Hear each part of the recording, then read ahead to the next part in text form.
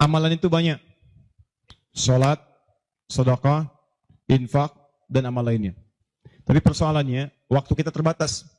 Begitu mengerjakan, ada yang wafat. Begitu belum mengerjakan, ada juga yang meninggal. Sekarang kira-kira, yang pahalanya banyak saat dikerjakan, yang kalau itu didapatkan, dosa-dosa banyak dihapuskan. Jadi kalau yang tadi biasa ngapus satu ini langsung. Begitu dikerjakan, wah 1000 pahala datang, 1000 dosa gugur. Apa saja amalan itu? Kita mulai. 1. Semua amal kebaikan yang kita kerjakan, yang jadi amal soleh, bernilai hasanah, itu dalam fikih disebut dengan sedekah namanya. Ya, saya kasih konsepnya dulu, supaya paham. Kullu ma'rufin sedekah. Setiap perbuatan baik itu namanya sedekah. Itu nama umumnya sedekah. Salat sedekah, zakat sedekah, infak sedekah. Bahkan bahasa Al-Quran disebut juga dengan sedekah. Contoh, zakat ketika disebutkan dalam Al-Quran namanya sedekah. Ya, Quran surah ke-9 ayat 103. Khudh min amwalihim sedekah. Ambil zakat dari harta mereka, tapi disebutnya dengan sedekah. Ya, dikeluarkan pada 8 golongan sedekah. Ayat ke-60-nya, innamas shadaqatu lil fuqara. Infak sedekah. Buka Quran surah kedua ayat 264, paling kiri sebelah bawah.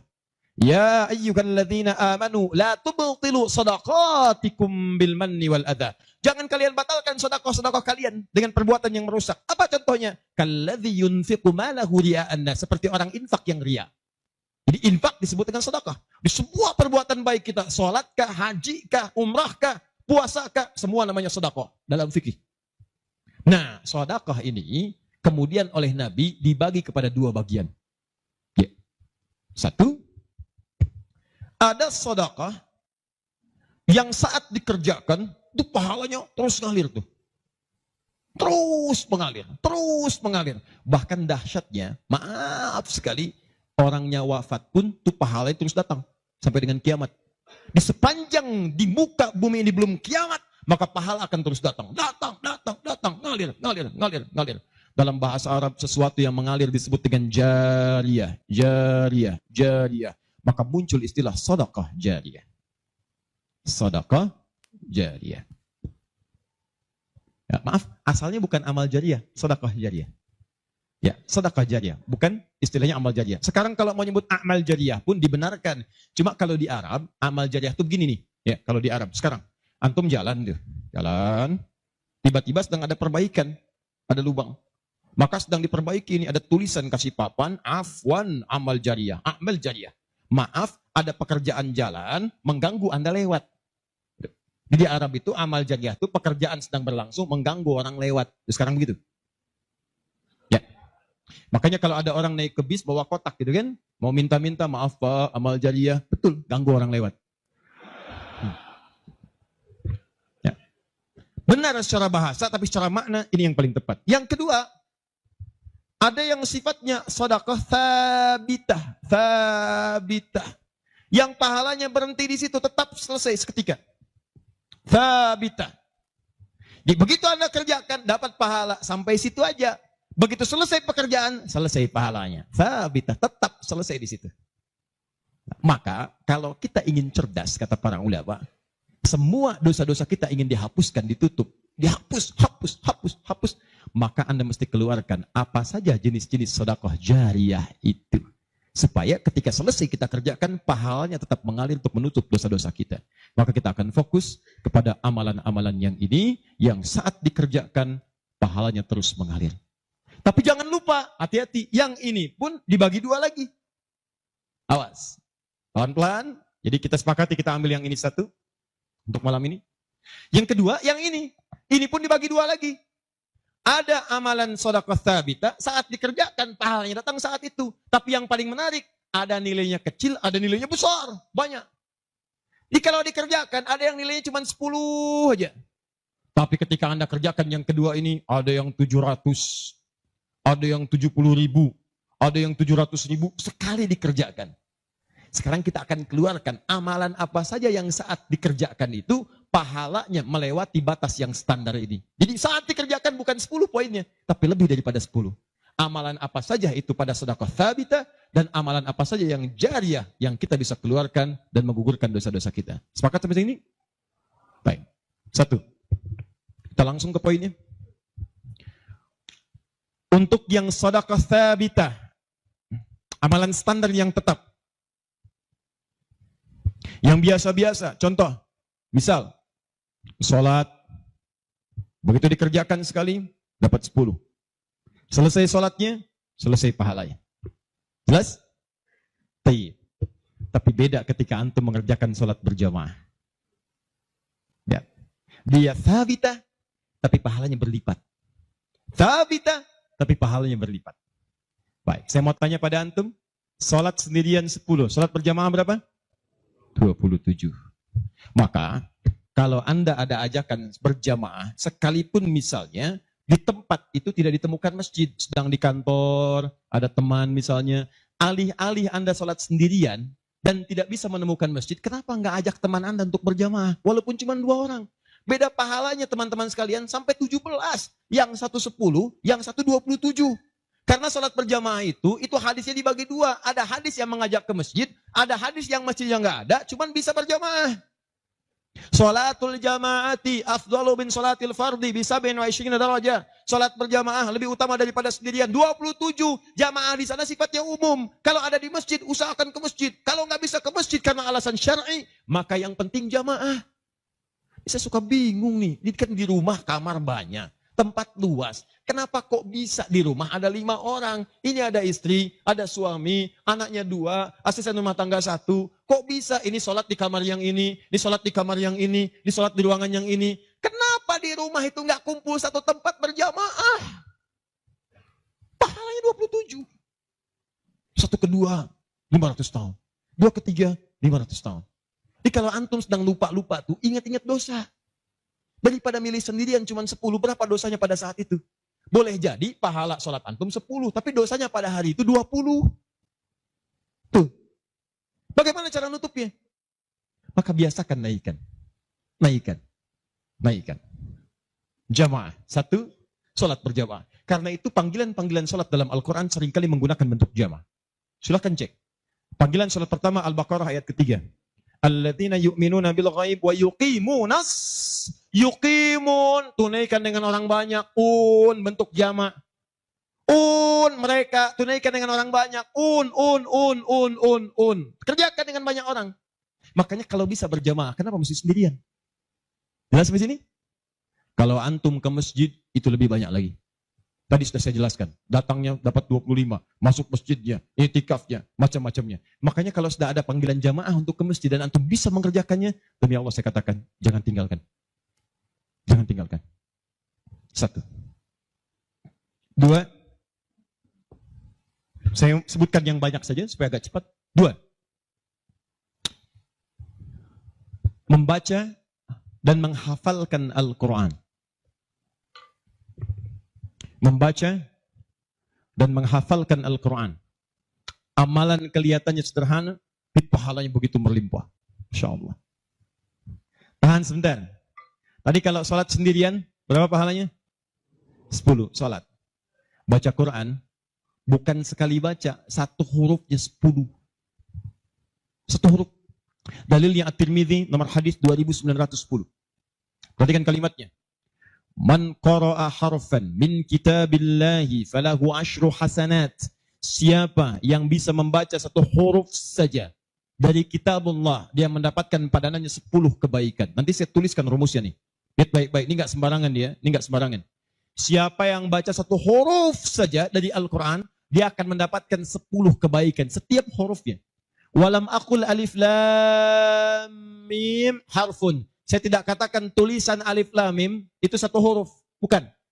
Alif lam mim dibaca 1 huruf, bukan. Walakin alifun harfun, lamun harfun, mimun harfun. Tapi setiap alifnya 10, lam 10, mim 10, walikuli harfin asyru hasanat. Dan setiap antum bacakan 1 hurufnya 10 kebaikan, 10 pahala.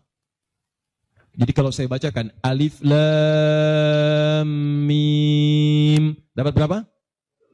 Belum tentu. Belum tentu. Lihat sini, saya tunjukkan cara bacanya. Sebagian kita mengira itu kecil, tapi menurut Allah itu luar biasa. Perhatikan baik-baik. Lihat sini. Tahan. 1, 2, 3. Baca. Alif Lam Mim. Baca lagi, Pak. Bagus. Ada lagi yang bisa dengan tajwidnya yang lebih bagus? Siapa lagi? Boleh, silakan angkat tangan.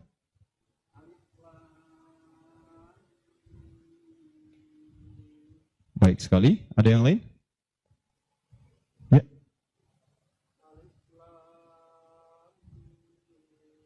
Bagus. Dikit lagi. Ada yang lain? Satu lagi. Masya Allah.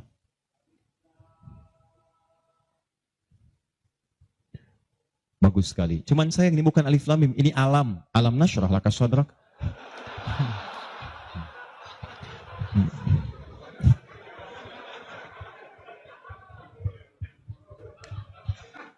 Saya mau katakan, kalau Quran ini seperti tuduhan orientalis dan orang-orang menuduh Quran buatan Nabi Muhammad, padahal dulu tidak ada harakatnya, maka semua kalimat ini yang tertulis begitu akan dibaca sama.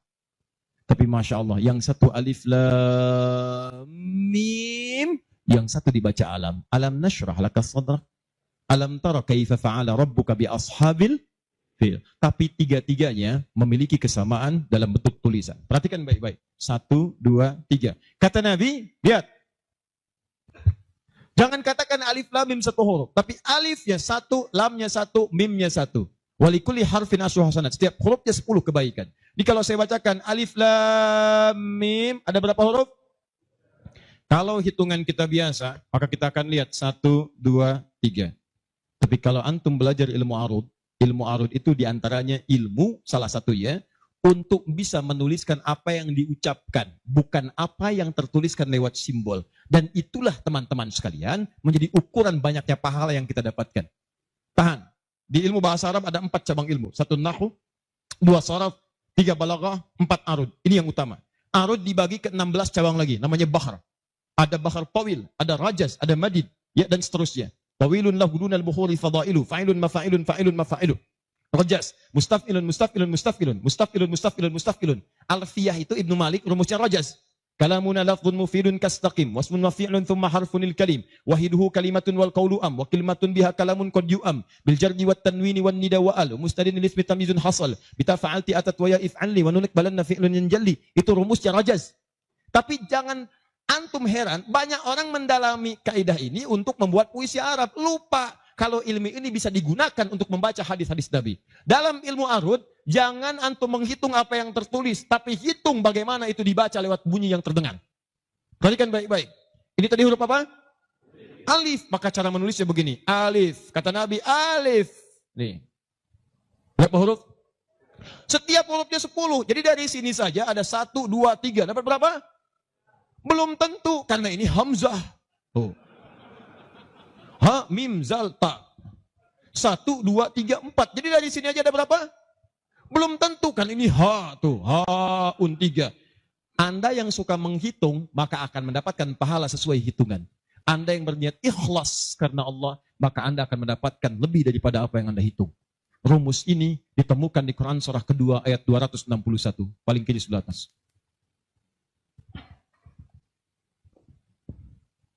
Tahan. Pelan-pelan. Ini rumus adanya di ayat infak. Tapi cara menerapkannya di semua kategori cara kita beramal.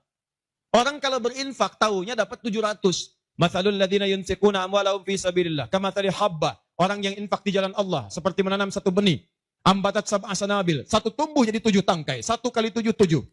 Fi kulli sumbulatin mi'atu habba. Setiap tangkainya ada 100 benih. Ada 100 buah lagi. 7 kali 100, 700. Ayatnya suka dipotong sampai sini. Kalau Anda infak sekian, kalikan 700. Lupa, ayatnya belum selesai. Wallahu yudha'ifu liman yasha. Dan Allah akan melipat gandakan amalan tanpa batas bagi siapa yang tidak pernah berhitung. Jadi kalau Anda baca Qurannya hitung-hitungan, ini dosa hari ini berapa nih dikerjakannya? Oh 9, Masya Allah 9. Cukup 1 huruf aja. Nun. Tutup. 10. Besok dosa berapa? 15. Cukup 2 huruf. Toha. Selesai. Kalau Anda ngitungnya begitu, maka diberikan sesuai hitungan. Tapi kalau Anda tidak pernah berhitung, Allahu Akbar. Anda tidak tahu alif lam mim itu mungkin nilainya 30, mungkin 300, atau bahkan 3 juta, atau lebih daripada itu. Makanya kami sarankan, kalau Anda bisa mendekat kepada Al-Quran, maka tolong agendakan setiap hari. Semua sahabat itu punya agenda, Pak. Antum kenal gak Utsman bin Affan? Oh, iya. Situ tidak, sana ngangguk. Coba di Semarang kenal Utsman bin Affan. Luar biasa. Tapi nggak apa-apa, masih bagus. Kemarin saya baru dari Sukabumi, Hubud Dunia. Ada yang kenal Fir'aun. Ini masih untung Utsman. Tuh lihat ya. Utsman itu bukan cuma cerdas dalam urusan bisnis dunia, tapi tijarah akhirat itu luar biasa. Utsman paham, saya di dunia boleh kaya, tapi di akhirat bagaimana status saya? Maka beliau siangnya mengumpulkan harta dunia untuk ibadah, malamnya mengumpulkan pundi-pundi akhirat. Demi Allah saya katakan, Utsman itu di antara sahabat yang disebutkan oleh Imam An-Nawawi bersama Abdurrahman bin Auf, bersama Tamim Ad-Dari, yang diikuti kemudian oleh Imam Asy-Syafi'i generasi setelahnya, jauh setelahnya, itu punya amalan kalau malam terbiasa menghatamkan Al-Quran dalam tahajudnya. Khatam Quran. Kaya, sahabat Nabi, menikahi 2 putri Nabi, 1 meninggal dan menikah lagi, disebut Dzun Nurain. Kayanya luar biasa, asetnya setelah 15 abad sampai sekarang masih ada. Yang hebat, siang-siang jadi orang kaya, malam-malam jadi hamba yang sangat taat dan kaya akhirat. Coba bandingkan dengan kita sekarang. Menantu Nabi, bukan. Kaya, nggak sekaya Utsman. Tuh, status dunia belum sempurna. Status akhirat masih belum maksimal. Ya antum sebetulnya maunya apa? Utsman sholat malam, ngikut Nabi, kaki bengkak. Antum pengen ke surga Firdaus malam, mata bengkak. Ya. Ini nih. Ayo update. Ustadz, tapi kan saya belum lancar. Tambahkan hadisnya, lipatkan nomor hadis 2920. Awas, lihat kalimatnya. Walladzi yatata'ta wa huwa alaihi syaq falahu ajran. Siapa yang memulai menghafal, membaca, siapa yang mulai membaca Al-Quran tidak lancar, terbata-bata bacanya, mengejaknya. Orang baca alif lam mim, dia alif lam mim falahu ajran, maka dia mendapatkan 2 kali lipat dari orang yang lancar. Orang lancar misal 30, dia 60. Terima kasih ya Allah, kalau begitu besok saya nggak lancar aja bacanya. Oh, bisa. Itu tidak lancar yang direncanakan.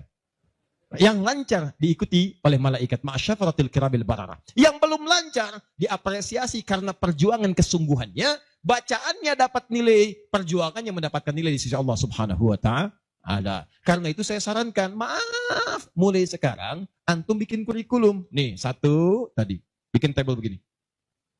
Nih. Saya katakan pada teman-teman juga yang di Bekasi, yang di Jakarta, ya, saya kasih 2 amalan dulu nih. Mulai sekarang antum bikin begini. Tahan ya, teman-teman sekalian, nanti saya sampaikan bagaimana seorang Mu'adz, orang Mesir, baru kecil belum balik sudah menyiapkan amalan ini. Punya program. Nih. Harinya, nomor. 1, 2, 3, dan seterusnya. Ini misalnya harinya apa besok. Amalannya apa.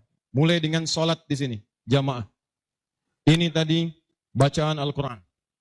Kalau bisa, saya sarankan setiap hari mulai menghafal. Walaupun cuma 1 ayat. Usahakan menghafal. Demi Allah saya katakan, pahala menghafal Quran lebih banyak daripada baca. Paling minimal 4 kali lipat. Karena itu ayat menghafal disebutkan 4 kali dibandingkan ayat baca. Silahkan cek Quran surah ke-54. Ayat 17, ayat 22, ayat 32, ayat 40. Saya ulangi. Ayat 17, ayat 22. Ayat 32, ayat 40. Ada? 17, 22, baik. Kemudian 32 dan 40. Kenapa ketawa? Benar kan? 4 ayat 17, ayat 22, kemudian ayat 32 dan 40. 17, 22, 32, 40. Berapa kali disebutkan? Walaqad yassarnal Qur'ana lidzikri. Sungguh telah kami mudahkan Al-Quran untuk dihafalkan, diingat. 4 kali disebutkan. Ya, maka ada yang menyebutkan menghafal Quran itu keutamaannya 4 kali dibandingkan dengan sekedar membaca. Baca. Orang baca itu biasanya cuma sekali. Dzalikal kitabu la raiba fihi hudal lil muttaqin. Sekali. Tapi orang menghafal jangan harap sekali. Dia akan terus mengulang. Dzalikal kitabu la raiba fihi la raiba fihi dzalikal kitabu la raiba fihi la raiba fihi dzalikal kitabu la raiba fihi Hudan lil muttaqin, hudan lil muttaqin, dzalikal kitabu la raiba fihi hudan lil muttaqin, dzalikal kitabu la raiba fihi hudan lil muttaqin. Pertanyaan saya, berapa banyak pahala didapatkan? Berapa huruf dia bacakan? Makanya kalau antum ingin melipat gandakan pahala dengan banyak, dalam satu hari antum punya agenda. Boleh antum baca misal, target sehari saya baca misal 1 halaman, dan hafalkan 1 ayat. Kalau antum sudah punya kebiasaan begitu, demi Allah saya katakan, Allah akan merubah keadaan hidup anda jadi lebih nyaman. Tidak cukup dengan amin. Baca, hafal. Wah, Masya Allah. Syukur-syukur begitu sedang sholat berjamaah, minta sujud, terus meninggal gitu kan. Wah, itu paling enak. Mau begitu? Di subuh ya. Itu pun kalau tiba ajalnya. Ya, bacaan Quran lebih lebat lagi. Ya, jadi kalau antum bisa seperti itu, nanti bonusnya banyak. Di alam kubur, jasadnya akan utuh. Dan di akhirat diberikan mahkota. Dan yang ketiga diberikan peluang untuk memberikan syafaat dengan izin Allah dengan Qurannya kepada anggota keluarganya. Ahli Quran itu, kalau dia hafal kemudian Qurannya, benar menghafal Qurannya, maka saat di akhirat akan langsung dimuliakan oleh Allah. Dipakaikan jubah kehormatan dan membimbing, menggandeng bapak ibunya yang saleh, yang beriman, beserta pasangannya dan keturunannya untuk dibawa masuk ke surga. Itu ada di Quran surah ke-35 ayat ke-33, ditafsirkan dengan Quran surah ke-13 ayat 23 sampai 24 dengan awal kalimat yang sama.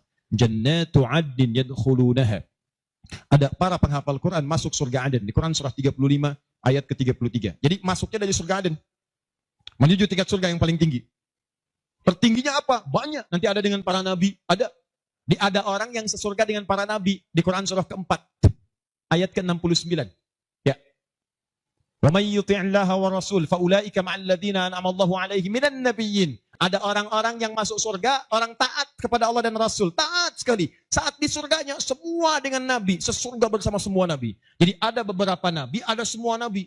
Kalau beberapa Nabi namanya Anbiya. Makanya di surah Al-Anbiya, surah ke-21, dikisahkan beberapa Nabi. Tapi kalau semua Nabi, itu Nabiyin namanya. Dari Nabi Muhammad SAW sampai Nabi Adam. Ada semua. InsyaAllah. Muhammad SAW bin Abdullah, bin Abdul Muttalib, bin Hashim, bin Abdul Manaf, bin Qusay, bin Murrah, bin Kilab, bin Ka'ab, bin Ghalib, bin Fihir, bin Malik, bin Nadar, bin Kinana, bin Khuzaimah, bin Mudrika, bin Ilyas, bin Nizar, bin Mudar, bin Ma'ad, bin Adnan, bin Adi, bin Andri, bin Muqawwam, bin Nahur, bin Tari, bin Ya'rub, bin Yasub, bin Nabit, bin Ismail AS, bin Ibrahim AS, bin Azara, bin Nahur, bin Abir, bin Kinan, bin Al-Fahsyad, bin Sam, bin Nuh AS, bin Mikhlaim, Matusyara, bin Kinan, bin Anbas, bin Tif, bin Adam AS. Kumpul semua. Jauh Nabi Ibrahim ke kanannya dari Sayyidah Sarah, muncul kemudian Ishak, dari Ishak Yakub, dari Yakub turun Yusuf, dari Yusuf terus sampai dengan ke Musa, ke Daud, ke Sulaiman dan seterusnya, muncul sampai ke Nabi Isa. Nabi Isa bapaknya Imran menikah dengan Hannah, samping kirinya kemudian ada Zakaria. Terus itu semua nabi antum bisa lihat. Masya Allah. Akhi, antum di mana? Surga A dengan siapa?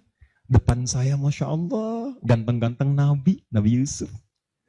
Dulu teman kita lihat sinetron ganteng-ganteng serigala. Ini Nabi. Nabi Yusuf.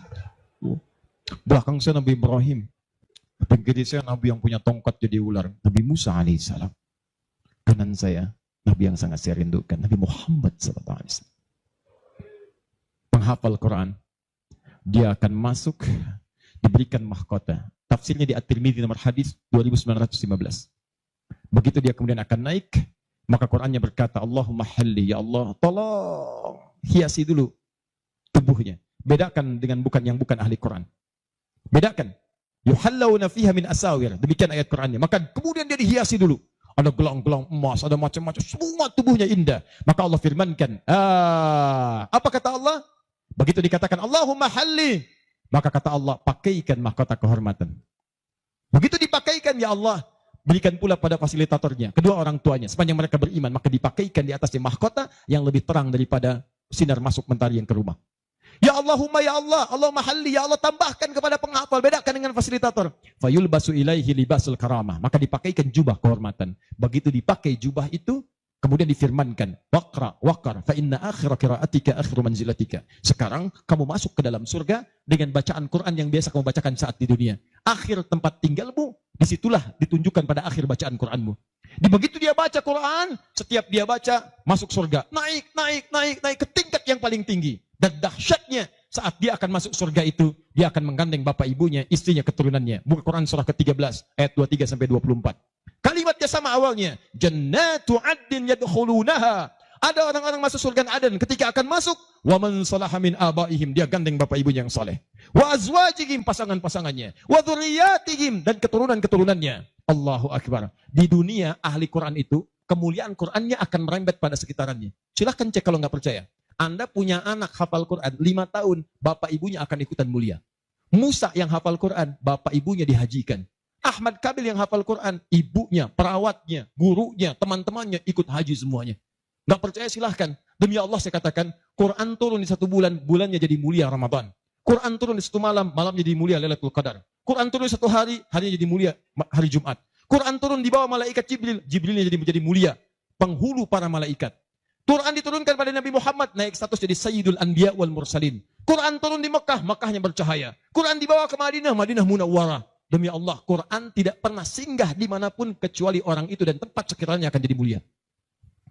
Kalau di Semarang ini, antum bikin halaqah Quran, di Semarang ada berapa hafid di setiap tempat, demi Allah saya katakan akan terjadi perubahan di tempat itu. Semua akan mulia. Jadi begitu digandeng, bapaknya, ibunya, wa azwajihim, pasangannya, wa dzurriyyatihim, anak-anaknya, cucunya, masuk. Begitu masuk diparadekan, wal malaikatu yadkhuluna 'alaihim min kulli bab. Semua malaikat menyambut mereka di depan pintu surga, mengatakan salamun alaikum bima sabartum. Selamat, Anda telah sabar saat di dunia, menyiapkan bekal untuk pulang. Sabar menghafal Quran. Itulah yang disiapkan oleh Mu'adz. Anak usia 4 tahun, saat saya berada di Mesir, anak ini masih dini, belum balik. Matanya kata orang buta, tapi hatinya begitu bersih. Dia bilang pada ayahnya, abati yuridul Quran. Pak, saya pengen jadi ahli Quran. Saya pengen menghafal. Kata bapaknya, tempatnya jauh, 20 kilo.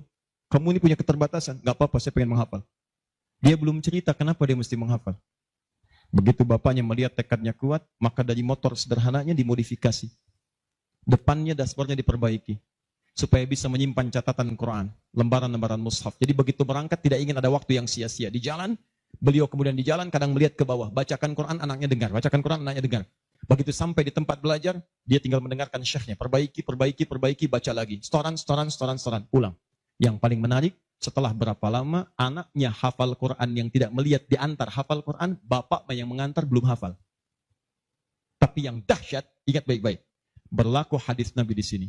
Siapa yang memfasilitasi pada kebaikan, maka dia mendapat pahala yang sama dengan yang mengerjakan tanpa dikurangi sedikit pun. Itulah hikmahnya dalam ilmu hadis. Kenapa setiap anak ketika meriwayatkan hadis, nama anaknya dihilangkan, nama bapaknya disebutkan. Antum pernah dengar Ibnu Abbas? Nama aslinya Abdullah. Kenapa Abdullahnya dicoret? Disebutkan Abbas bapaknya. Ibnu itu anak laki-laki. Abbas bapaknya. Anaknya Abbas. Ibnu Umar, nama aslinya Abdullah. Abdullahnya dicoret. Disebutkan bapaknya Umar. Kenapa disebutkan nama orang tua, nama anaknya dihilangkan?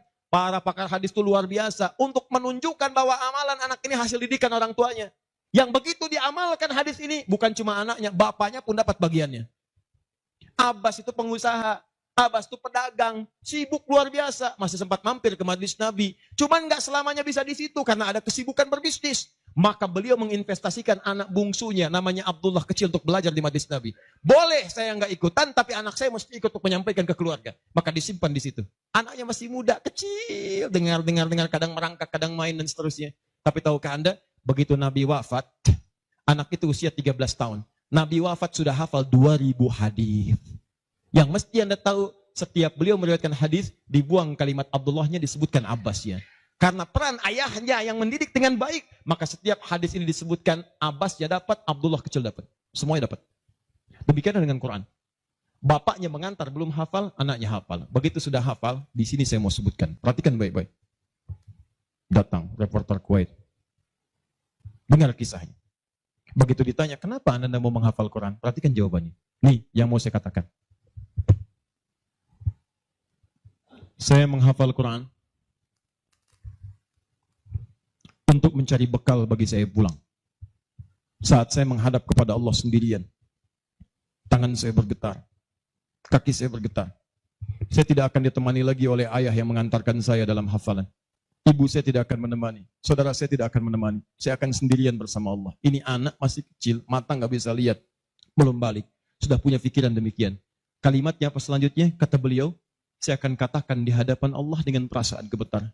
Ya Rabb, jika memang bekal saya belum cukup untuk mendapatkan ridhamu sampai saat ini, maksudnya surga, maka mohon ya Allah, kurangi siksaan saya di neraka dengan Quran yang telah saya hafalkan ini. Ya Rabb, jika bekal saya belum cukup sampai saat ini untuk mendapatkan ridhamu, saya telah berhafal Quran ya Allah. Saya telah berusaha menghafal Quran untuk saya bawa sampai dengan saat ini. Kalaupun itu belum cukup mendapatkan ridhamu untuk masuk surga, tolong ya Allah, walaupun saya ke neraka, kurangi siksaan saya di neraka dengan Quran yang telah saya hafalkan. Anak buta, mata belum bisa melihat, keadaan demikian, belum balik, dia sudah mencari bekal untuk pulang.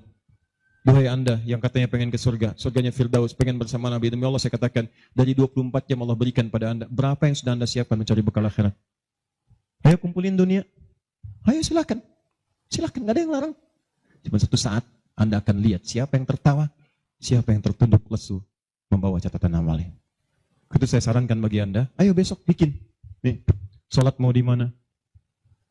Baca Quran mau berapa ayat? Hafalan mau berapa ayat? Mesti beda.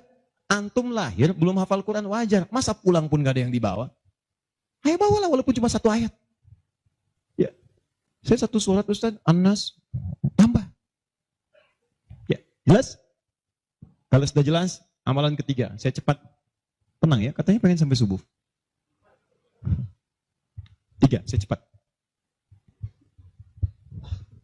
Setelah ini saya ke ujungnya. Kita sebentar lagi berakhir. Ketiga, infak. Infak. Masih ingat teman-teman?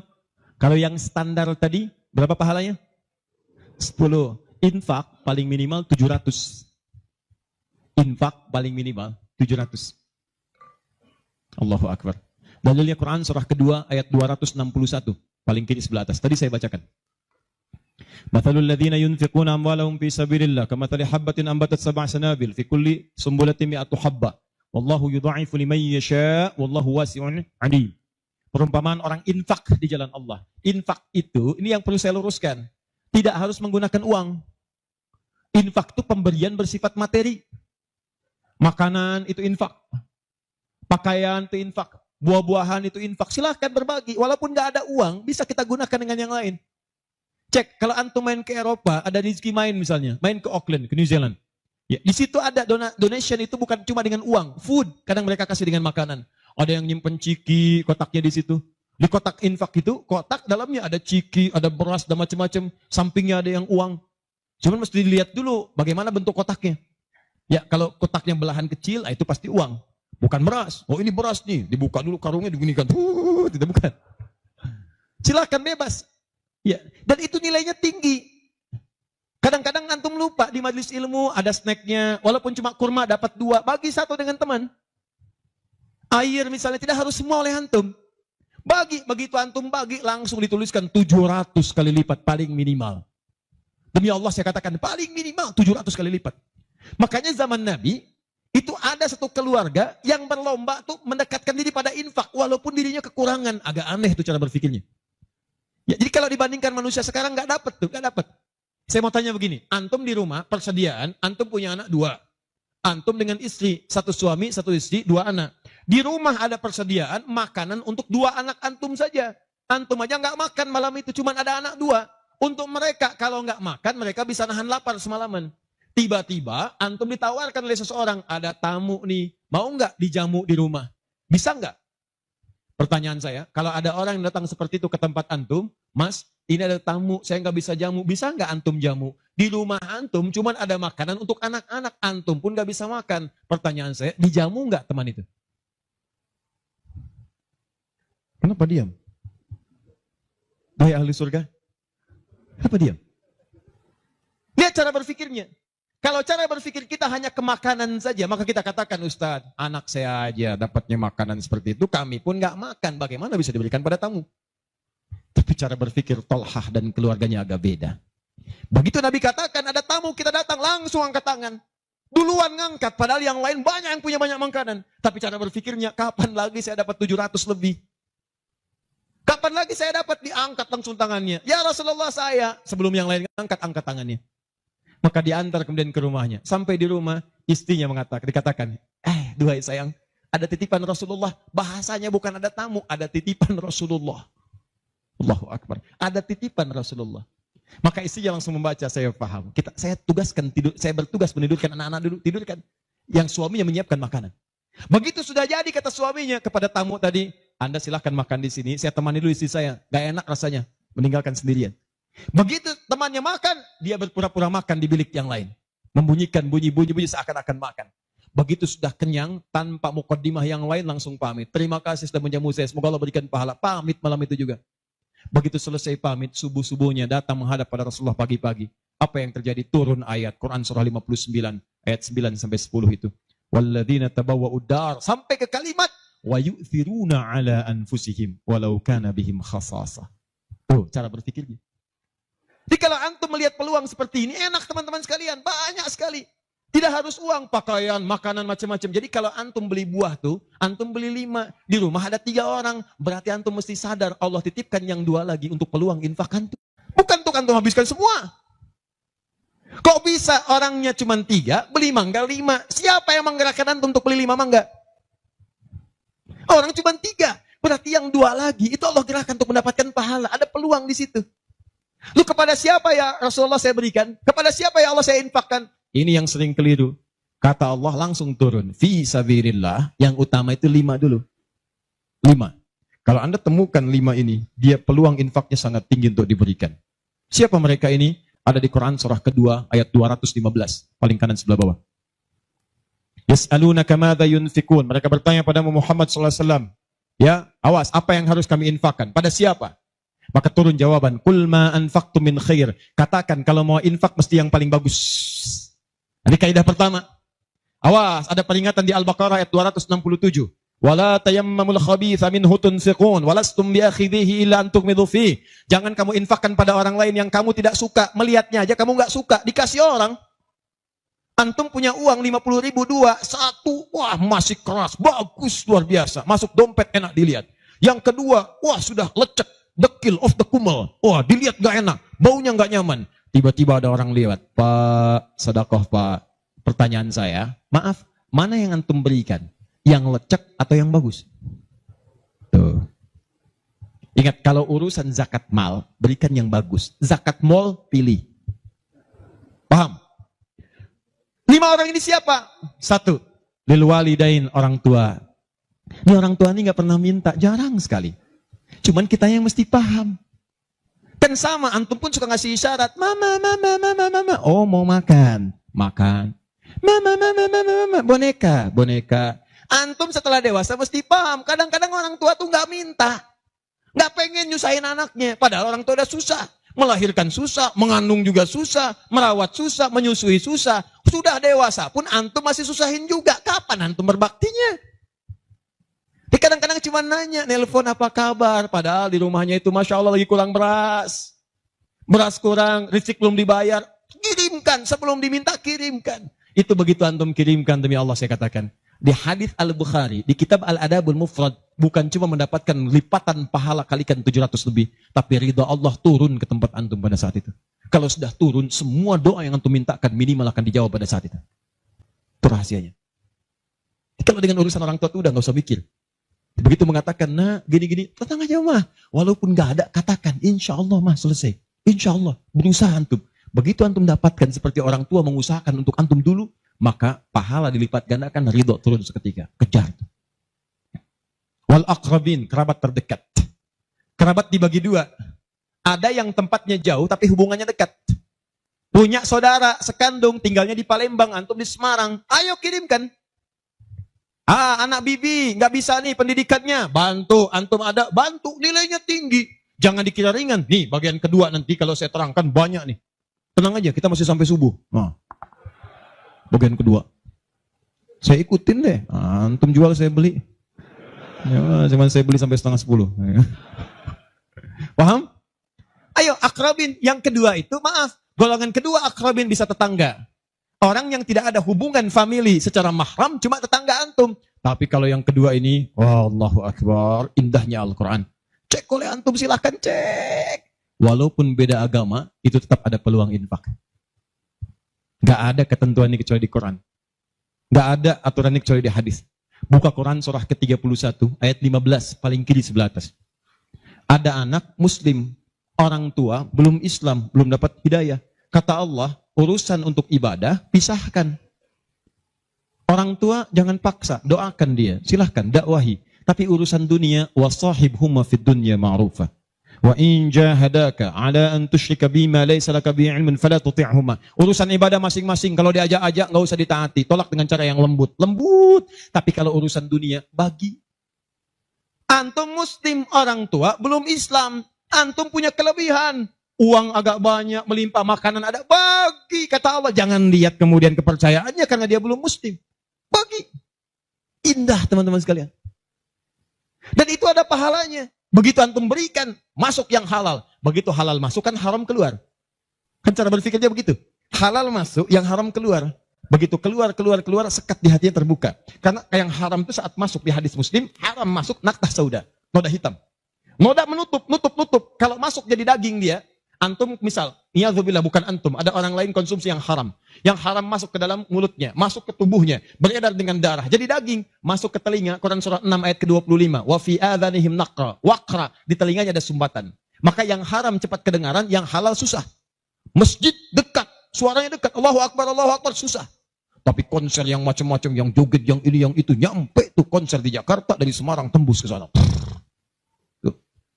Wa ada absarihim ghishawa, masuk ke mata, jadi penghalang, nutup. Quran surah kedua ayat ke-7. Gak kelihatan. Orang ke masjid itu bukan gak kelihatan, nampak, cuman gak ada dorongan. Akhi, ayo ke masjid. Ya, alhamdulillah, nanti. Padahal yang besar lewat, kecil lewat. Yang paling aneh itu begini. Kok bisa antum lewat depan masjid, padahal bisa lewat jalan lain? Kenapa Allah antarkan sampai lewat depan masjid? Jadi kalau sudah Allah antarkan ke tempat-tempat yang baik, belum ingat Allah juga, antum mesti diantarkan kemana lagi? Tuh. Kok bisa antum lewat dengar adzan, padahal bisa antum lewat jalan lain, gak kedengaran adzan. Kenapa kemudian yang dengar antum? Kok bisa lewat jalan itu kelihatan mata, padahal bisa ada jalan lain? Kok bisa ngelihat? Kalau Allah sudah berkehendak kebaikan, antum masih belum bisa membacanya, mesti ditanya. Itu pasti ada maksiat masuk. Caranya keluarkan. Kalau yang haram masuk, masukkan yang halal. Maka yang haram akan dihancurkan. Hancur. Kemudian muncul yang halalnya. Kalau halal sudah masuk, maka hati itu akan mudah untuk mendekat kepada Allah. Doakan. Demikian tetangga kita. Jangan dikira tetangga antum yang muslim saja. Mungkin kita ada non-muslim samping kita. Mungkin ada yang Kristen, ada yang Hindu, yang Buddha. Dalam hubungan keduniaan indah. Silahkan berbagi. Apa antum gak pernah dengar hadis Nabi? Siapa yang masak makanan, baunya sampai ke tetangganya, maka bagilah dia walaupun cuma kuahnya. Tapi maksudnya bukan daging yang antum makan, kuahnya antum bagi. Bukan. Tidak. Maksud hadis itu, walaupun cuma masak kuah, bagi juga supaya dia tidak negatif thinking, tidak salah paham. Antum gak ada ayam, adanya singkong, cuman dimasak bumbu opor. Bumbunya opor, tapi dagingnya singkong. Dimasak gak antum bagi, tetangga bilang, oh masak opor enak nih, padahal singkong. Dibagi walaupun cuma kuahnya. Tapi pertanyaan saya, apakah hadis itu mengatakan kalau tetangga anda muslim saja? Tidak. Never. Walaupun dia non muslim, masak.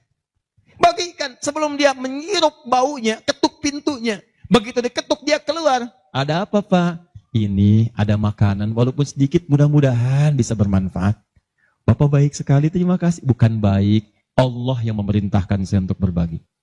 Dan saat itulah kalimat Allah mengalir di hati yang paling penting, menghunjam ke jiwanya. Masuk jadi hidayah. Masya Allah, besok-besok dia ketuk pintu kan, Assalamualaikum, udah minta Assalamualaikum tuh. Sebelumnya tidak. Begitu dibuka sambil mengembalikan yang kemarin, ya panci yang kemarin dikembalikan. Pak, ini apakah Allah sudah memerintahkan berbagi lagi hari ini? Oh, lumayan. Nggak ada aturan kalau bukan non-muslim jangan bagi. Nggak ada, indah dalam Islam itu. Jadi walaupun Anda kasih ke yang non-muslim, pahala dituliskan. Jadi jangan pilih-pilih kalau urusan dunia. Anda masak, di samping Islam, sampingnya lagi Kristen, sampingnya lagi kemudian muslim, non-muslim. Bagi yang muslimnya, yang non-muslim tidak. Begitu dia ngelihat, kelewatan dipanggil Anda. Pak, kayaknya enak makanannya ya. Memang enak Bu, cuman sayang ibu kafir. Oh, kok begitu? Nggak ada. Jadi bagi teman-teman, silahkan.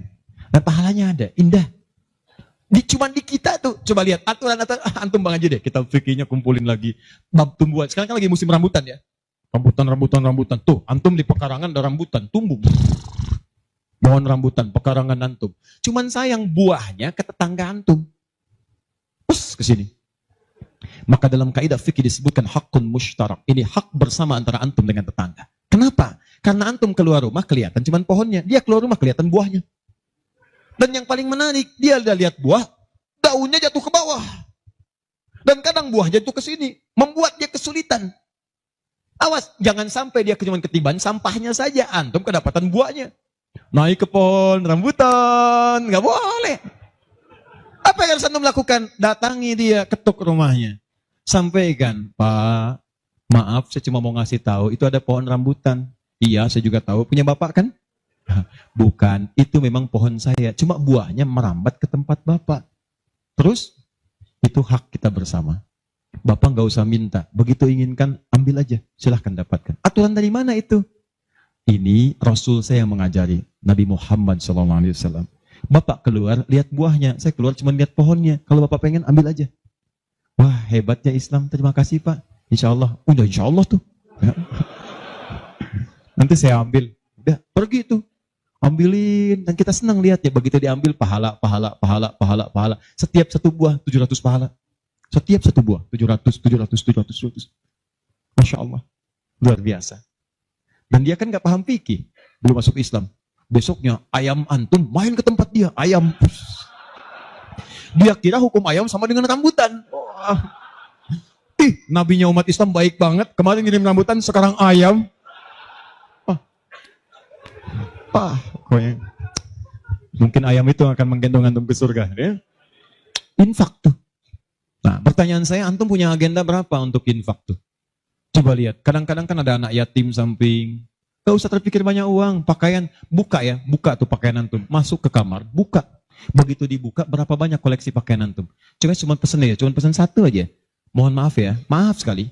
Jangan sampai ada pakaian, walaupun sehelai itu, yang belum pernah dipakai ibadah. Usahakan setiap yang kita gunakan jadi saksi di akhirat bahwa dia pernah dipakai ibadah. Karena semua akan bicara. Tuh lihat kaos, bagian dalam, celana, bagian luar, cek lagi semua. Dan kalau sudah itu antum pakai, ada yang lain gak kepake, bukan gak kepake. Boleh jadi, itu dititipkan oleh Allah kepada antum untuk menjadi pahala antum dengan itu. Sebab mudah bagi Allah menitipkan pada yang lain. Kenapa dipilih antum supaya dapat bagian pahalanya? Jelas? Terakhir, amalan keempat, bagian pertama. Salah sendiri pengen sampai subuh. 4. Terakhir, bagian pertama. Majlis ilmu. Majlis ilmu. Masih ingat satu apa? Salat berjamaah di masjid. 2. Interaksi dengan Al-Quran. 3. Infak. 4. Majlis ilmu. Teman-teman, majlis ilmu itu keutamaannya banyak. Saya beri gambaran ya. Maaf sekali. 1. Majlis ilmu itu, kalau antum benar memilih majlis ilmunya, maka status yang diberikan oleh Allah pertama kali, begitu antum berangkat dari rumah, sampai dengan ke majlisnya, statusnya akan naik dari manusia biasa menjadi mujahid fi sabilillah. Itu langsung sama dengan orang yang berjuang ke medan perang. Ada majlis ilmu nih, antum datangi, begitu antum datang, itu sama dengan orang berjuang ke medan perang. Statusnya jihad. Kalau meninggal antum di pertengahan, walaupun belum sampai ke situ, maka statusnya langsung syahid, pahala syahid. Pahalanya syahid. Majlis ilmu. 1. Berpeluang mendapatkan pahala senilai jihad. 2. Kalau wafat bisa syahid. Dalilnya Quran surah ke-9 ayat 122. Paling kiri sebelah bawah di mushaf. Wa ma kana al-mu'minuna liyanfiru kaffah. Kenapa mesti semua orang beriman pergi ke medan perang semua? Saya akan turunkan satu amalan kata Allah yang kalau kamu amalkan ini, maka statusnya akan sama dengan orang yang berjuang di medan perang. Sama persis. Apa itu? Falaula nafara min kulli firqatin minhum ta'ifa liyatafaqahu fid din. Kenapa tidak ada sementara orang di antara mereka mau datang ke majlis ilmu untuk mempelajari tuntunan agamanya? Waliyunziru qaumahum idza raja'u ilaihim la'allahum yahdharun. Dan dia mencatat pelajaran-pelajaran itu dan dia bawa pulang, dia sampaikan pada keluarga yang tidak belajar. Perhatikan baik-baik. Ayat ini mengatakan, kata Imam Mustafa Al-Maraghi, ayat ini mengatakan bahwa menuntut ilmu itu nilainya sama dengan jihad fi sabilillah. Artinya kalau wafat penuntut ilmu, maka status syahid. Kalau syahid, maka dosa berpeluang digugurkan, amalan naik. Itu seketika pahala bisa datang dan surga. Pernah dengar seorang yang pernah membunuh 100 orang? Begitu dia mau tobat, di mana dia diarahkan? Kata ulama pada saat itu, pergi kamu ke majlis sana. Ke majlis ilmu. Disuruh ke majlis ilmu. Begitu dia berangkat di pertengahan jalannya, berangkat, meninggal di tengah jalan. Meninggal. Statusnya dalam keadaan di tengah jalan ke majlis ilmu, dia bertobat kepada Allah, diterima tobatnya. Saat berangkat itu meninggal di tengah-tengah. Ada pahalanya. Apa yang terjadi? Surga. Surga. Diampuni dosa, naik ke surga. Di sini turun kemuliaan yang ketiga. Disebutkan di hadis Nabi, riwayat Ibnu Majah, nomor hadis 233. Ibnu Majah, nomor hadis 233. Rawinya sahabat Abu Darda. Man salaka tariqan yaltamisu fihi ilma, sahalallahu lahu tariqan ilal jannah. Siapa yang menyiapkan dirinya, melangkah menuju majlis ilmu, maka setiap langkahnya akan langsung dituliskan oleh Allah yang meringankan nanti langkahnya ke surga. Di setiap langkah itu dihitung. Pahalanya bukan pahala biasa, ringan ke surga, ringan ke surga, ringan ke surga. Itu pahala syahid tadi. Ya, Qurannya ada di Quran surah keempat ayat 100, paling kiri sebelah bawah. An-Nisa ayat 100, Quran surah 4 ayat 100. Di ujung ayat, wa may yakhruj min baitihi muhajiran ila Allahi war rasuli thumma yudrikul maut faqad waqa'a ajruhu 'ala Allah. Siapa yang berniat merubah dirinya, ingin lebih dekat dengan Allah dan Rasulnya, kemudian dia merubah diri. Bagaimana cara merubahnya? Ulama sepakat. Pertama, datang ke majelis ilmu. Supaya punya ilmu untuk merubah diri. Jangan langsung kerjakan amalan, tapi belum tahu ilmu. Ilmu qabla al-amal. Antum beramal tanpa ilmu, celaka amalannya. Saya ingin berubah. Kemarin saya nggak pernah sholat. Saya pengen jadi hamba yang taat. Ya Allah, saya tobat. Besok saya akan sholat subuh 3 rakaat. Bisa. 2 ya 2. Paham ya? Jadi ini gambarannya. Kemudian pahala yang ketiga. Cepat. Setiap dia sudah sampai ke majlis ilmu, disebutkan oleh sahabat Ibnu Abbas radhiyallahu taala anhuma, dinukil oleh Syekh Muhammad Hashim bin Asy'ari di kitabnya Adabul Alim wal Muta'allim, bab yang pertama, paragraf yang kedua, paling kanan di pertengahan. Orang yang sudah masuk ke majlis ilmu, maka pahalanya langsung dituliskan 700 kali lipat. Tanpa henti, naik terus diangkat. Dan itu berlangsung sampai diamalkan. Jadi kalau ada seorang hamba, cuman dia beramal tanpa ilmu. Dengan seorang hamba, beramal dengan ilmu, beda pahalanya 700. Misal, antum masuk ke majlis ilmu nih, dapat 700. Diajarkan tentang sholat, bab sholat, diajarkan. Kalau anda mengangkat tangan setelah menghadap kiblat, hadisnya, misal disebutkan di hadis riwayat Abu Dawud, nomor hadis 857. Di Al-Bukhari disebutkan, anda saya angkat tanganmu, misal sejajar dengan bahu. Ucapkan Allahu Akbar. Saat diucapkan, rasakan. Buang urusan semua dunia ke belakang. Buang, jangan bawa dunia. Hanya Allah yang paling akbar. Begitu antum tahu dalilnya seperti itu, caranya bagaimana, itu langsung dituliskan. Baru takbir sudah mendapatkan 700 kali lipat. Tapi kalau antum cuma sholat saja, abid, sholat, gak paham bacaan, gak paham gerakan, dituliskan cuma 10. 700 kali lipat. Ma baina darajataini khamsumi'ati sanatin. Di antara satu kedua 500, dua ketiga 500, tiga keempat 500 tahun. Majlis ilmu. 4. Di hadis yang tadi, di Ibnu Majah nomor hadis 233 dari sahabat Abu Darda, orang yang menuntut ilmu itu teman-teman sekalian langsung, ya, wa innal malaikata la tadau ajnihataha ridwan li talibil ilmi, mendapatkan ridha malaikat, mendapatkan ridha malaikat. Jadi antum jangan dikira biasa nih, dari sejak berangkat sampai ke sini itu malaikat menaungi antum, membentangkan sayapnya. Cuma memang dibuat oleh Allah gaib, gak kelihatan. Sebab kalau kelihatan gak akan jadi datang ke sini antum. Baru keluar rumah malaikat tuh begini. Siapa? Malaikat maut. Paham ya? Baik. Nah, dari semuanya ini puncaknya teman-teman sekalian, puncaknya derajat antum akan diangkat oleh Allah. Diangkat. 2. 1 karena ilmunya, kedua karena imannya. Dalilnya Quran surah ke-58 ayat 11. Yarfa'illahu alladhina amanu minkum walladhina utul ilma darajat. Jadi saran saya dengar ini ada 46 majlis taklim berkumpul di sini. Ini anugerah. Tidak mudah mendapatkan itu. Tidak mudah. Di saran saya, setiap ada majlis ilmu, ayo datangi. Bagi waktu, masa dalam sepekan gak ada untuk akhirat. Dunia aja kejar dunia. Kenapa gak nyari akhirat? Gak banyak kok. Sabtu, kalau gak Sabtu, Ahad, susun nih taklim siapa? Ustadz Pulan, Syekh Pulan, Habib Pulan. Cari di mana tempatnya. Tapi ukurannya 3 kata Al-Quran. Cuma 3 ini. Kalau gak ada yang 3, maka 5 kemuliaan ini tidak akan didapatkan. Apa yang 3 itu? Satu, sifatnya majlis ilmu itu majlis yang memahamkan antum dalam urusan agama. Bukan menjauhkan anda dalam urusan agama. Dalilnya Quran surah ke-9 tadi ayat 122.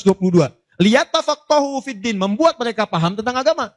Jadi kalau ada majlis yang hanya membuat tertawa, tidak ada isinya, bahkan menjauhkan antum dari Allah, ngolok-ngolok ayat Al-Quran, ngolok-ngolok hadis dan sebagainya, maka yang seperti itu bukan majlis yang dimaksudkan lewat ayat tadi.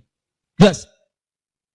Ya. Dua, syaratnya kata Allah, kalau antum ingin masuk majlis, statusnya disyahid, maka antum mesti berniat dengan benar saat masuk ke majlis ilmu untuk memahami itu dengan mencatatnya dan memahaminya. Ya, begitu antum paham, catat, bawa catatan itu untuk kembali sampaikan kepada orang-orang yang tidak belajar. Itu sekarang lebih mudah, share di media sosial. Antum sekarang dapat satu hadis, share. Begitu di-share ada daripada share yang tidak jelas. Bikin status.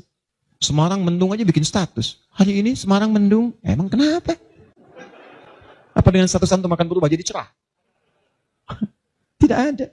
Sudah. Bikin yang bagus. Hadis kirimkan. Hadis Nabi SAW. Keutamaan bagi seorang pekerja. Keluarkan. Begitu antum share ke teman-teman antum pengusaha, mereka semangat semua. Semangat. Antum jangan lupa begitu diinjakan kaki bekerja karena Allah, setiap tapak itu pahala. Kirimkan ayatnya.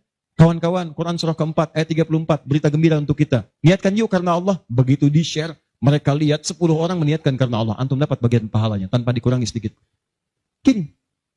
Jelas? Nah, ini kalau gitu antum kurunkan majlis ilmu mana di sekitaran Semarang, siapa ustadznya, siapa syekhnya yang bisa mengangkat iman, bukan cuma datang, bisa mengangkat ilmu. Ya, lihat. Ini saya sedikit detilkan nih. Maaf ya, sedikit aja. Saya sedikit detilkan. Mengangkat ilmu dan iman itu bersamaan disebutkan. Yarfa'illahu alladhina amanu minkum walladhina utul ilma darajat. Jadi kalau ada majlis imannya mengangkat tapi ilmunya tidak, maka ini pun belum seimbang.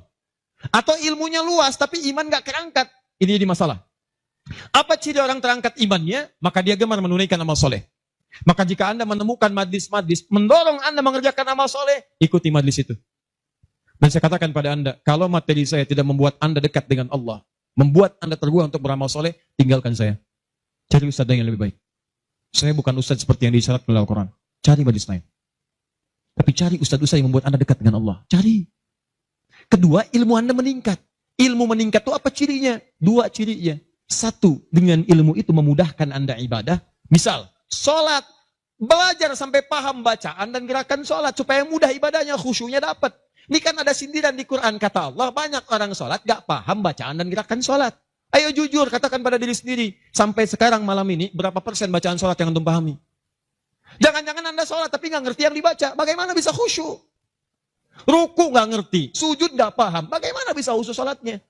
Antum minta rezeki, isa aja 4 kali, warzukni, minta rezeki. Habis sholat minta lagi. Ya Allah mohon berikan aku rezeki. Yang tadi apa saat sholat? Warzukni. Ya bagaimana kita bisa mengerti apa yang diucapkan kalau kita tidak belajar? Makanya cari. Nak mengerti itu bahasanya paham, fikih. Makanya ada kitab sholat namanya fikih sholat, fikih umrah, fikih haji. Belajar sampai paham. Tuh lihat berapa banyak sekarang yang umrah, tapi nggak paham yang dikerjakan. Putar. Sekarang kadang suka sedih gitu. Apalagi banyak yang ria. Ria itu kan menggugurkan amalan. Begitu disampaikan, habis amal. Ini ada yang jual kebun, jual tanah, nyampe sana nggak ada nilainya. Sekarang orang aja tawaf sampai live. Subhanallah, alhamdulillah. Kelihatan di sana, kelihatan. Pindah kiri, la ilaha illallah akbar. Tuh, kenapa nggak dipahami? Dan tawaf itu indah. Kalau antum benar tawafnya, dijanjikan oleh Allah, doa apapun seketika dikabulkan. Itu rahasianya di Quran surah 19. Ayat ke-47 sampai dengan 49. Ada rahasianya. Makanya kenapa dari Hajar Aswad ke Maqam Ibrahim? Itu doa intinya. Subhanallah, alhamdulillah, wa la ilaha illallah, Allahu akbar. Dari Maqam Ibrahim sampai Rukun Yamani, bebas. Mau pakai bahasa apapun. Nanti dari Rukun Yamani, pakai dengan Hajar Aswad. Kenapa menggunakan Rabbana atina fid dunya hasanah? Itu ada maknanya. Bebas antum. Mau pakai bahasa Indonesia juga silakan. Mau pakai bahasa Jepang, bahasa Sunda, bahasa Jawa, bebas silakan. Minta. Di kadang kasihan, minta enggak, yang dibaca enggak paham dan sebagainya. Ada tuh dulu waktu saya tugas di Saudi 2010. Ini hebat walaupun tidak harus ditiru begitu caranya, tapi dia benar. Dia minta dengan bahasanya. Di multazam dia mau, ya Allah, hamba mohon ya Allah, hamba datang ke sini minta, enggak banyak, cuma minta berikan jodoh. Hamba belum menikah ya Allah, mohon karuniakan jodoh terbaik. Depan Ka'bah di multazam. tiba-tiba datang perempuan, tinggi, putih, hidungnya mancung. Langsung ditunjuk, kasih contoh. Kayak gini ya Allah. Saya beneran tuh, nggak bercanda. Tapi apa yang terjadi? Karena dia minta yang dibutuhkan, dia paham apa yang dibacakan, dikabulkan oleh Allah, pulang nikah, walaupun bukan dengan yang tadi. Penikah. Ada lagi yang lain, gelantungan di multazam, langsung mengatakan, ya Allah, hamba datang ini banyak hutang, engkau pasti tahu hamba ya Allah, engkau mengerti hamba, kesini pun hamba hutang, kalau tidak percaya, ini catatannya ya Allah. Benar. Pulang lunas gitu kan. Nah, dia ngerti yang dibaca. Kadang-kadang kita kerjakan sesuatu yang kita pahami, makanya yuk ngaji sampai paham. Enak kalau sudah begitu. Begitu Anda memahami sesuatu, nah ilmu naik. Kalau orang paham, itu ciri yang pertama, dibawa ke ibadah mudah. Yang kedua, perluaskan wawasan. Karena dalam fikih itu, ada hal-hal tertentu yang menjadi kemudahan. Bukan harus itu saja yang dikerjakan. Babnya dalam fikih. Fikihnya nanti dalam kajian madhab. Madhab itu ada muqarin, turunannya ada pilihan. Pilihan-pilihan itu membuat kita lebih mudah. Ada yang tanpa pilihan, satu dalil, satu contoh. Itu artinya semua dipandang bisa. Contoh, angkat tangannya, begitu ngangkat tangan, langsung letakkan yang telapak kanan di punggung yang kiri. Angkat, Abu Daud misalnya. Begitu Anda angkat, fawada yadahul yumna lal yusra, letakkan yang kanan telapaknya di punggung yang kiri. Antara mengangkat dengan meletakkan pakai fa, harfu atfin rabitin baina syai'aini bila hudud. Paham? Harfu atfin, huruf sambung, rabitin yang mengikat baina syai'aini, antara dua hal. Pekerjaan pertama dengan yang kedua, bila hudud, tanpa jeda. Pertama mengangkat tangan, kedua meletakkan. Antara mengangkat dengan meletakkan tanpa jeda. Angkat, langsung letakkan. Letakkan yang telapak kanan di punggung yang kiri, letakkan. Selesai. Ini satu dalil, satu contoh. Nah kalau sudah satu dalil, satu contoh, kita nggak usah kreatif. Misal, tapi saya tidak bermaksud menyalahkan ya. Kalau ada, silahkan dapatkan dalilnya, sampaikan dan saya pelajari. Angkat misalnya, letakkan langsung. Ah, nggak enak Ustaz. Masa kiri duluan? Kanan kan bagus. Kiri kan kurang bagus. Kenapa nggak kanan dulu baru kemudian masuk kiri? Jadi angkat Allah, masuk kanan, kiri, baru begini. Kadang-kadang kaki naik dikit. Ya, angkat. Nah ini, yang seperti ini, kalau saya prinsipnya, kalau belum menemukan dalilnya, maka cukupkan pada itu saja. Makanya cuma satu dalilnya. Silahkan cek. Di kitab hadis palsu pun, saking palsunya tidak akan ditemukan. Dan kabar gembira, pemalsu hadis pun tidak tertarik memasukkan hadis ini, saking jelasnya. Jelas.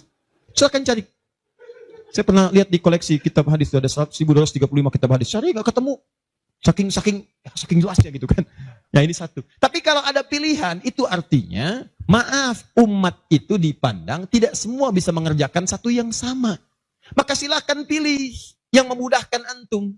Misal dalam sujud, ini antum mau sujud nih. Dari inti dalam sami Allah liman hamidah, akan sujud. Kan cuma dua caranya. Kalau tidak dengan lutut, dengan telapak tangan. Ayo, yang pakai lutut siapa? Mau sujud pakai lutut dulu. Yang pakai telapak tangan? Yang nggak pakai lutut, nggak pakai telapak tangan, angkat tangan ayo. Nah ini dia. Ini saya serius nih, di Bekasi pernah kejadian suami istri nggak tegur sapa semalaman gara-gara persoalan ini. Suami pulang dari kantor macet, nyampe rumah lewat isya, yang ke masjid sholat di rumah, begitu sholat yang turun lutut duluan. Istri melihat, begitu selesai tanpa muqaddimah, istri langsung berkata, papa sholatnya tidak sesuai sunnah. Kenapa mah? Harusnya telapak tangan duluan, bukan lutut. Papa menjawab, mama yang nggak tahu hadis. Padahal dua-duanya nggak tahu hadisnya. Satu ngaji di guru A, dua guru B. Besoknya datang. Begitu datang, saya cuma senyum, Pak, ibu tahu nggak? Itu kan ada di kitab yang sama. Di Sunan Abu Daud. Yang pakai lutut, nomor hadis 838. Paling kanan sebelah bawah. Riwayat dari sahabat Wa'il bin Hujur. Yang pakai telapak tangan, sebelah kiri paling atas. Nomor hadis 840 sampai 841. Riwayat sahabat Abu Hurairah. Oh, nggak pakai oh. Baca. Begitu dibaca. Idza sajadta fala tasjud kama yabrukul ibil falyadha rukbatai qabla yadai. Jika kamu ingin sujud jangan duduk seperti duduknya unta. Kalimatnya ibil, ya unta masih umum. Maka letakkan lututmu sebelum telapak tanganmu. Maka yang kedua Abu Hurairah hadisnya berbunyi kurang lebih bima makna idza sajadta fala tasjud kama yabrukul ba'ir, unta tunggangan yang sudah ada beban. Falyadha yadaika qabla rukbatai. Maka letakkan telapak tanganmu sebelum lututmu. Bu, Pak, ini Wa'il lebih duluan masuk Islam dibandingkan dengan Abu Hurairah. Saat itu awal-awal Nabi masih kuat, kelihatan ikut perang Badar, perang Uhud, macam-macam. Begitu Nabi sujud, lutut duluan. Begitu nanti Abu Hurairah masuk Islam, itu 3 tahun sebelum Nabi wafat, 7 Hijriyah. 3 3 tahun sebelum wafat, usianya kurang lebih 60 tahun. Beliau sudah punya persoalan. Saya mau tanya pada Bapak Ibu, kalau ada orang sudah sepuh, persoalan pertama dia apanya? Lututnya.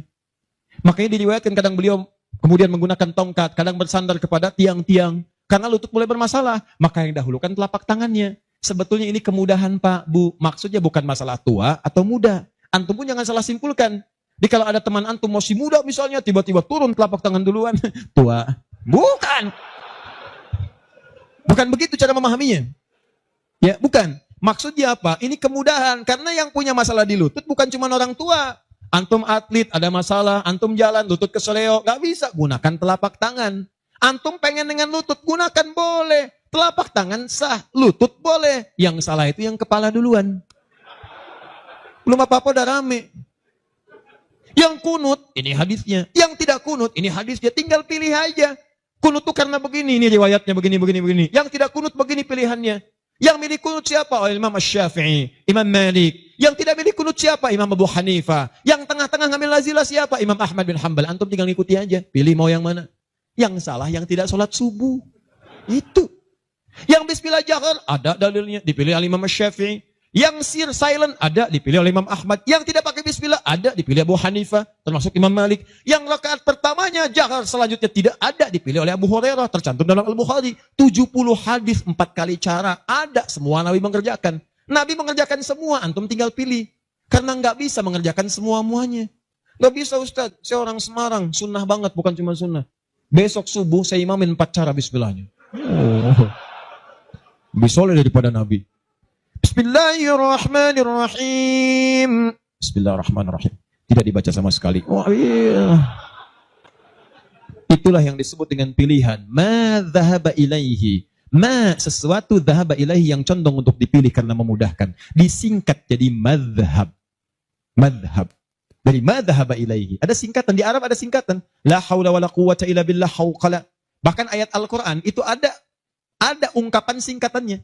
Bismillahirrahmanirrahim. Basmalah. Alhamdulillahi rabbil alamin. Alhamdulillah. Sudah 9:30.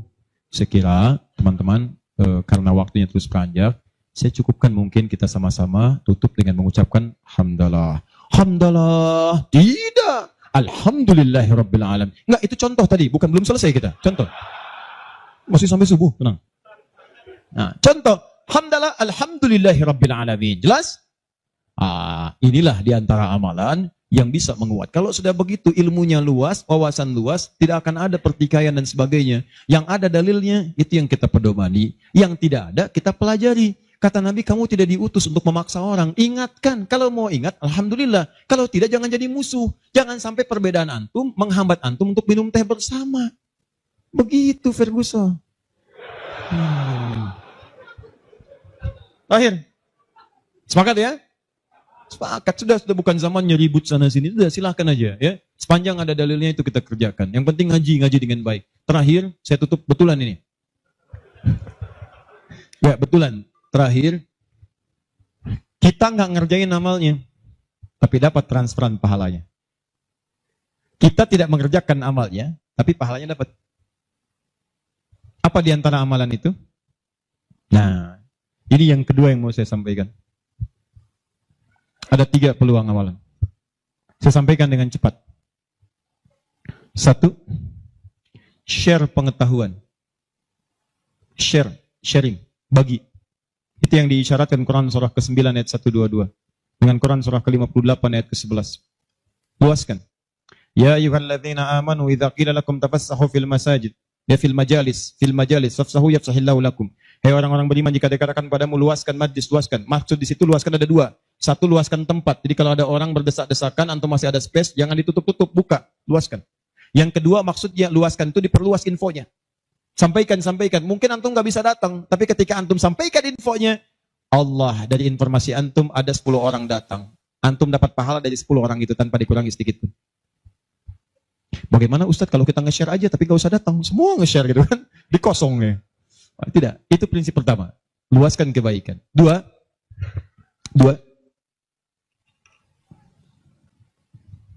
berinfak dengan harta pada amalan berganda. berinfak dengan harta pada amalan berganda. Maksudnya sedekah jariyah. Contoh, tadi kan saya contohkan 4 kan? 4 ya? Masih ingat tadi? Di antara 4 itu, bukankah ada interaksi dengan Al-Quran? Baca, menghafalnya? Nih, antum punya modal 50.000, pengen infak. Dengan uang itu, disarankan langsung lewat petunjuk Nabi, cari dengan 50.000 itu yang menghasilkan keuntungan terus berlipat. Walaupun antum gak mengerjakannya. Saya beri contoh misalnya. Berikan kepada orang yang tadi mengerjakan pahala berganda sedekah jariyah. Misal penghafal Quran. Ada orang punya 50.000 diberikan kepada orang dengan bentuk makanan. Yuk makan. Dimakan oleh orang itu. Dia sholat.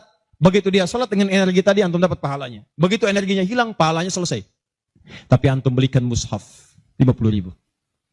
Datang ke percetakan Habib Hasan. Saya cari mushaf Habib. Dengan harga 50.000. Antum dapat 2. Masya Allah. Begitu dapat 2, antum datang ke tempat hafalan Quran. Masya Allah. Atau datang ke tempatnya Ibu Nyamin. Ya. Dari keturunannya Syekh Dahlan. Ya, Allah yarham. Yang penemu qiraat itu. Begitu datang ke situ, berikan kepada anak-anak penghafal Quran. Atau ke tempat-tempat penghafal Quran. Datang ke Yanbu, ke Kudus, berikan. Modal cuma 50.000, mushaf 2, diberikan kepada penghafal Quran. Tadi sudah saya katakan dari awal, hafal Quran itu, penghafal nggak akan pernah menghafalkan dengan satu bacaan. Dia akan mengulang-ulang. Anda bayangkan, modalnya cuma 50.000, sama dengan tadi. Mushaf 2, jadi 2. Begitu ditemukan dan dipegang oleh penghafal Quran, dibaca oleh dia, dihafalkan. Allahu Akbar. Berapa banyak bacaan dia bacakan dalam sehari? Baca.